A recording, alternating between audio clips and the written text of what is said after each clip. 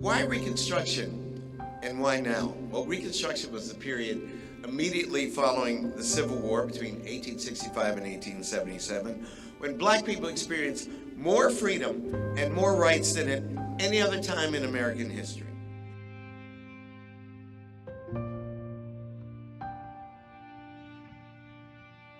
We ask, how could black men be given the vote in 1867 in the South, and in 1870 through the 15th Amendment in the North, but then be systematically deprived of the vote 20 years later by state constitutional conventions throughout the South?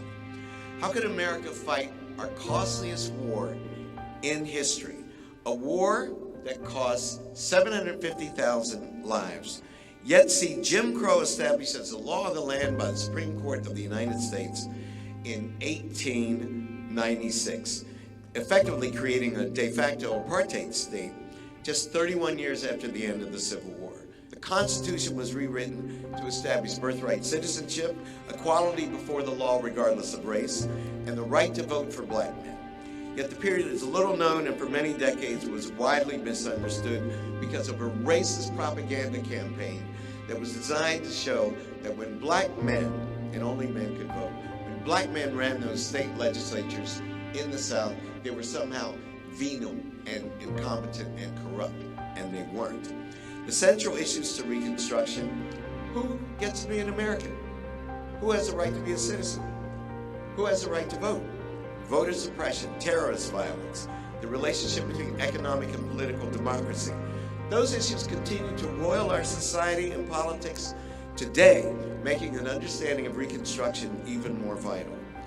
Reconstruction inspired a violent racist reaction which led, with the approval of a conservative Supreme Court, to the imposition of the Jim Crow system, only overturned in the Civil Rights era with the passage of the Civil Rights Act of '64 and the Voting Rights Act of '65, sometimes called the Second Reconstruction. The 13th Amendment, ratified December 6, 1865, that is what abolished the institution of slavery. It was not the Emancipation Proclamation. The 14th Amendment, 1868, established birthright citizenship, due process, and equal protection. There are only 33 nations in the world that have birthright citizenship. You ever wonder why it came about in America? That's the only way they could figure how to give the former slaves citizenship. They had been born here. And so Charles Sumner and many of the other radical Republicans embraced the concept of birthright citizenship. And then the 15th Amendment, which gave black men the right to vote. And even before the 14th and 15th were ratified, there were certain key acts of Congress. The Civil Rights Act of 1866, you never hear about it. It was very important, and it was passed over Andrew Johnson's veto. It established birthright citizenship, and it stated that black people must enjoy the same rights as white people.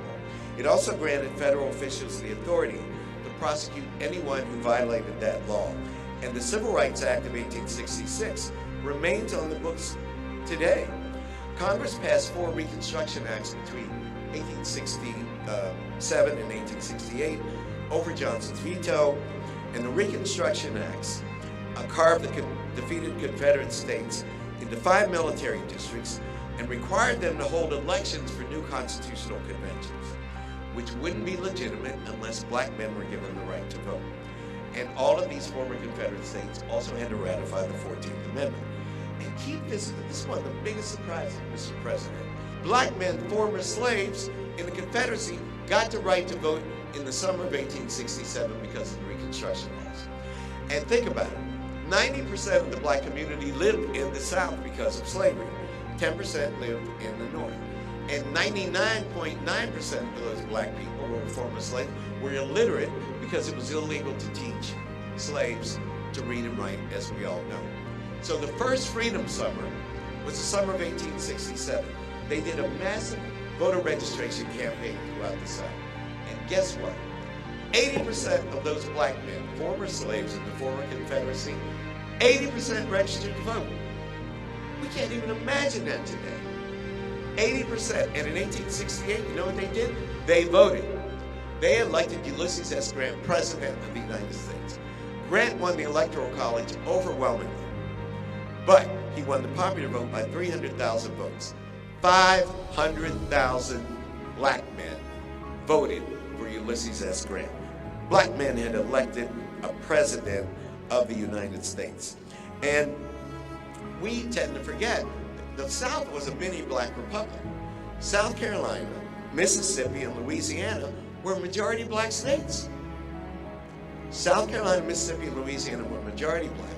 Alabama, Florida, and Georgia were almost majority black. And when the North and the South saw this first manifestation of black power through the ballot, they go, whoa, these Negroes are out of control. Between 1870 and 1877, 2,000 black men were elected to public office throughout the South.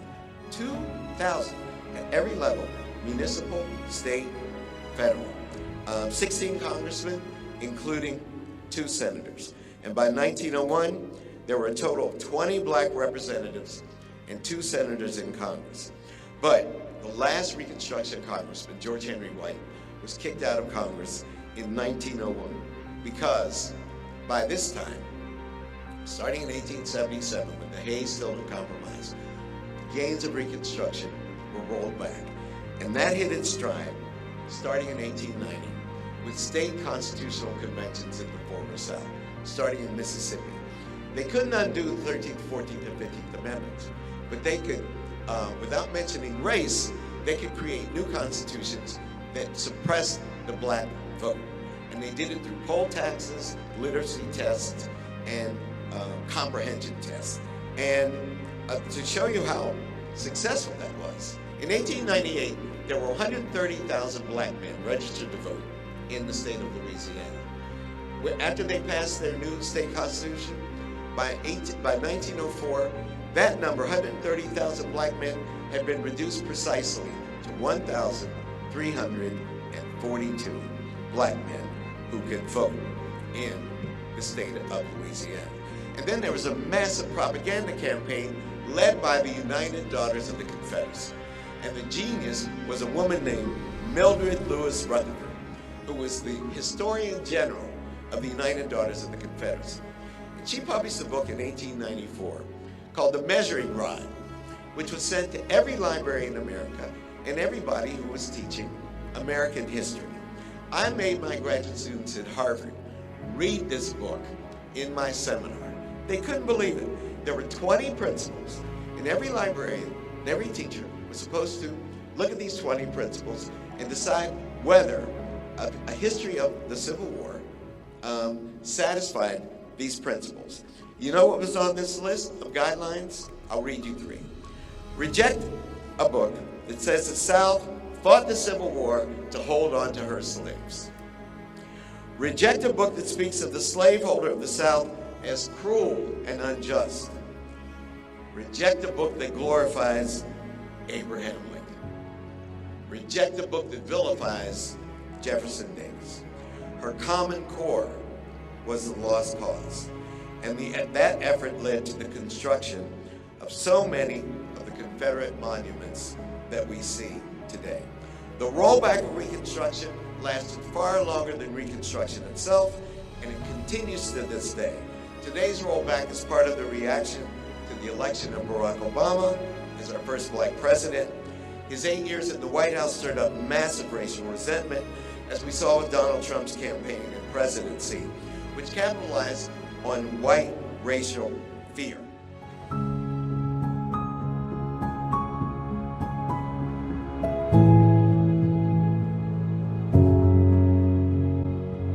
This is why the history of Reconstruction matters, because the problems that emerged during Reconstruction have never been resolved.